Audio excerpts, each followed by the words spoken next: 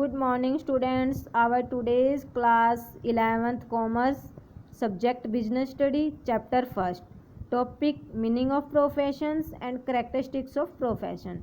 सबसे पहले meaning of profession. Profession refers to that economic activity which is conducted by a person having some special knowledge and skill which is used impartially to serve various sections of the society. पेशे का अभिप्राय उस आर्थिक क्रिया से है जो एक विशेष ज्ञान एवं कुशलता प्राप्त व्यक्ति द्वारा समाज के विभिन्न वर्गों की निष्पक्ष सेवा करने के लिए की जाती है।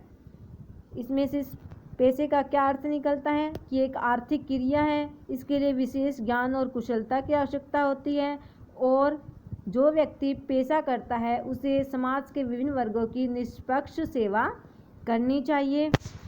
पेशा क्या होता है, जैसे कि डॉक्टर, वकील, चार्टर्ड अकाउंटेंट, ये सब क्या है पेशा। हम अगर ये काम करें तो ये हमारा क्या कहलाएगा पेशा। तो पेशे में हमें डेफिनेशन दी हुई है अकॉर्डिंग टू प्रोफेसर डोल्टन ई मैकफॉरलैंड। इन्होंने जो 5 कैरेक्टरिस्टिक्स बताई है प्रोफेशन की, इन्हें हम आगे डिटेल में स्टडी करेंगे। सबसे पहले हमारे पास body of specialised knowledge and technique, विशिष्ट ज्ञान एवं तकनीकी कौशल का होना। पेशे के लिए जो है पहली विशेषता ये है कि पेशेवर व्यक्ति में, एक प्रोफेशनल पर्सन में स्पेशल ज्ञान और स्पेशल टेक्निक होनी चाहिए, क्योंकि एक साधारण पर्सन जो है वो पेशे को नहीं चला सकता।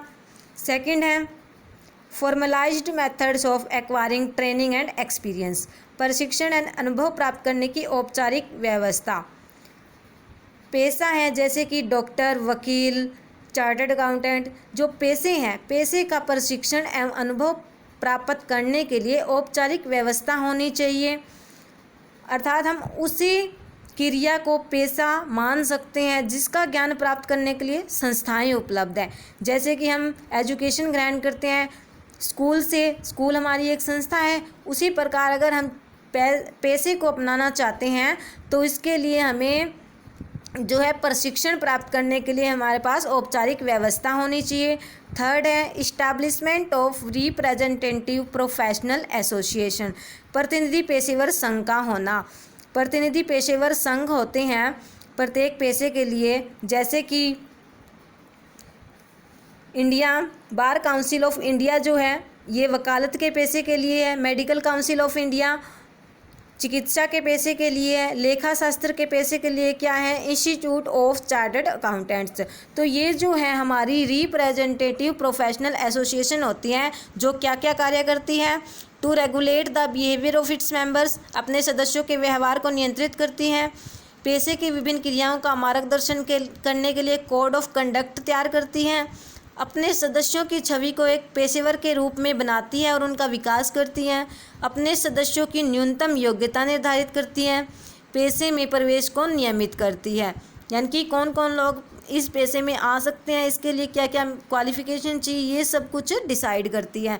फोर्थ है हमारे पास कोड ऑफ कंडक्ट।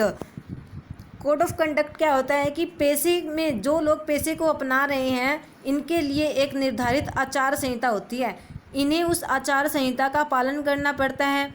आचार संहिता के अंतर्गत क्या क्या शामिल होता है, इसमें प्रोफेशन से संबंधित रूल्स, ऑनेस्टी, इंटीग्रिटी, मोरालिटी के जो भी पैमाने हैं उन्हें शामिल किया जाता है। जैसे कि पेशे हमारे वकालत, चिकित्सा, लेखा शास्त्र के लिए आचार संहिता जो है निश्चित कर दी गई है। जो भी लोग इन पेशे को अपनाते हैं जैसे वकालत, डॉक्टरी, इन सभी को इन पेशों से संबंधित जो भी आचार संहिता निर्धारित की गई है उनका पालन करना पड़ता है। फिफ्थ है priority of service over economic consideration, आर्थिक स्वार्थ के स्थान पर सेवा भावना को प्राथमिकता।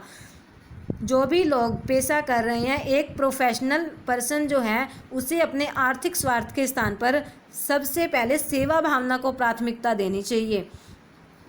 मान लीजिए एक डॉक्टर है, वो डॉक्टरी का काम करता है, उसने अपना पेशा है, ये उसका पेशा है जिससे वो अपनी आजीविका कमाता है, लेकिन उसका मेन उद्देश्य क्या होता है समाज सेवा करना।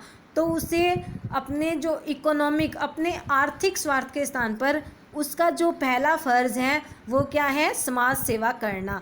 तो ये थे हमारे पेशे से संबंधित उसका मीनिंग, उसकी करैक्टरिस्टिक। ये आपको क्लियर हो गई होगी। Thanks.